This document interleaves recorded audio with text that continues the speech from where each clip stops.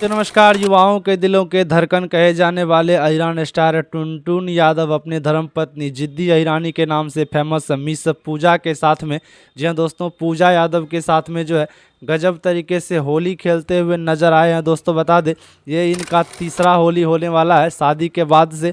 और दो होली इन्होंने मनाया है। पहला होली नहीं मना पाए थे क्योंकि जस्ट शादी हुआ था।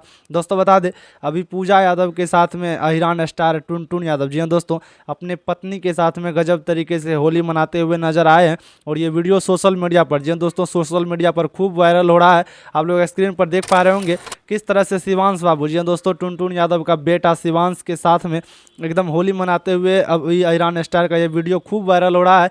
इंस्टाग्राम पर करोड़ों आदमी ने इनको देखा है। बहुत सारा प्यार आशीर्वाद मिल रहा है इन दोनों जोड़ी को। तो आप लोग भी प्यार दीजिए, आशीर्वाद दीजिए। और दोस्तों, अगर आप लोग हमारे चैनल पर नए हैं तो इस चैनल को सब्सक्राइब जरूर कीजिए। चलिए, धन्यवाद और बाय बाय।